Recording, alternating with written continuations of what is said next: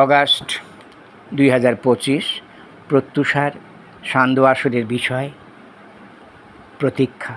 আমি কলম এবং কণ্ঠে দীপেশ চন্দ্র চন্দ।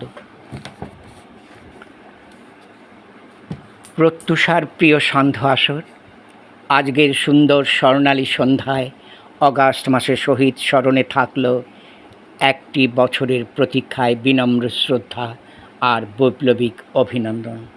আর তোমার জন্য রইল ভালোবাসা।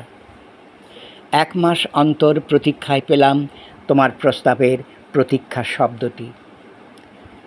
অগাস্টাইনের হাত ধরে আমাদের অগাস্ট মাস। আমরা প্রতীক্ষিত সবাই আবেগঘন চেতনায়। কান পেতে শুনি শত শহীদের আহ্বান, তাদের আত্মবলির মর্মান্তুদ কাহিনী, হৃদয়ে জাগায় স্বদেশিকতার জোয়ার। এই মাসটির জন্য আমরা যুগ যুগ ধরে প্রতীক্ষা করে চলছি।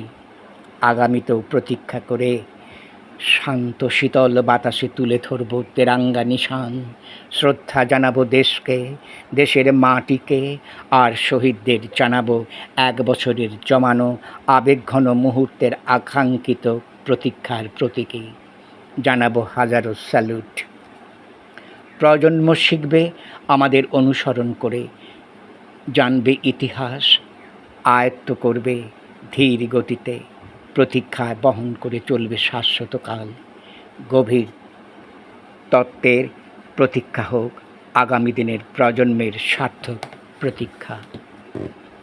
বন্ধু, বিভিন্ন প্রেক্ষাপটে প্রতীক্ষা অভিজ্ঞতার কথা শেখায় মনস্তাত্ত্বিক প্রভাবের কথা।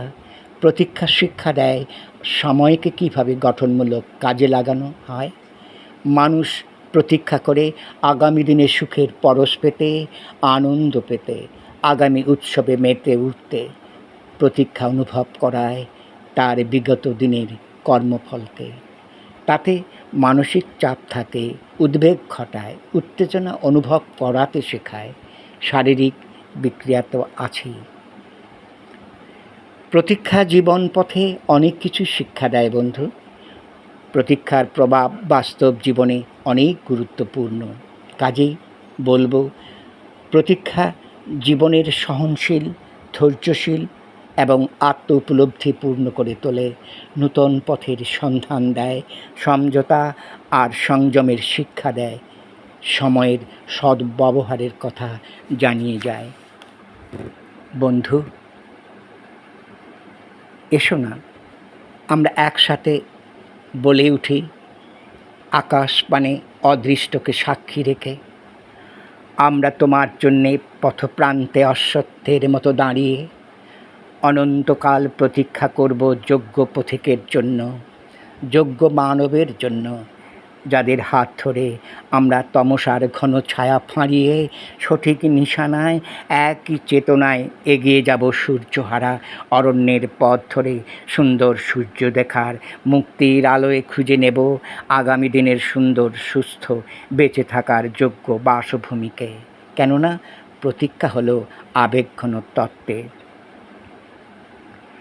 আমরা আজকে ক্লান্ত, অস্থির, স্বাধীন ভারতে সবাই মিলে প্রতীক্ষা করব সুন্দরের আরাধনায়, আর গেয়ে উঠব একসাথে শিল্পী সেনানী মোরা যুগে যুগে গেয়ে যাই মহামিলনের গান।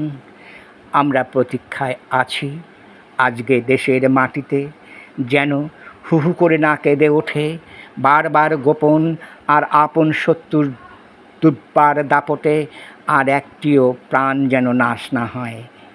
নীরবে নিভৃতে যারা কাঁদে তাদের মুখে তুলে দিতে পারি যেন বেঁচে থাকার চেহারি স্লোগান, দিতে পারি যেন বেঁচে থাকার সুন্দর জীবন। এই হোক আমাদের আগামী দিনের অঙ্গীকার। তবেই তো তোমার প্রতীক্ষা শব্দের মান থাকবে, নইলে কিসের প্রতীক্ষা? আমরা তো কোনো বিরহের প্রেমিক প্রেমিকার প্রতীক্ষায় নেই। আমরা তো স্বার্থপর হয়ে নিজে বাঁচার জন্য প্রতীক্ষা করব না। এ প্রতীক্ষা তো কোনো লালসার থাবা নয়, হিংস্রতার প্রতিশোধের নয়, শুধুই নিচে সুখী হয়ে বাঁচবার প্রতীক্ষা নয়। মানুষ তো কত কিছু ভোগ করার জন্য আগামী দিনগুলোর প্রতীক্ষায় থাকে বর্তমানের হাত ধরে। কিন্তু অনেক সময় কর্তব্যের চাপে নিজের দায়িত্ব পালনের স্বপ্নগুলো টুকরো টুকরো হয়ে যায়। বিষময় জীবনের উত্তাপ অন্যকে উত্তপ্ত, বিষময় দিশাহারা করে তোলে।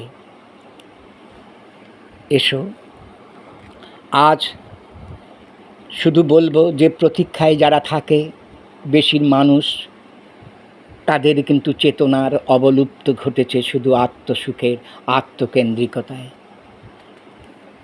বন্ধু, প্রতীক্ষা তো সুগভীর আবেগের, পূর্ণ শান্তির স্বস্তিতে ভরা, স্মৃতিতে নয় বাস্তবে, সহজ নয় তীব্র কঠিন। বিনম্র শ্রদ্ধায় আগামী সুন্দর স্বপ্নালু দিনগুলোকে আহ্বানের প্রতীক্ষায় থাকব। হাতে হাত ধরে একসাথে আমরা প্রজন্মের হাতে তুলে দেব এই কঠিন প্রতিজ্ঞার কথা।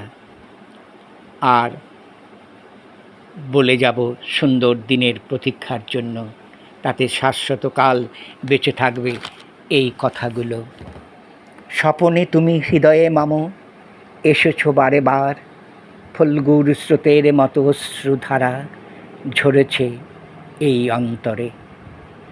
কত সহস্র পথ হেঁটেছি আমি ক্লান্তির পায়ে পায়ে, তুমি আসবে বলে এখনো তো আমি আছি তোমার প্রতীক্ষায়। নমস্কার।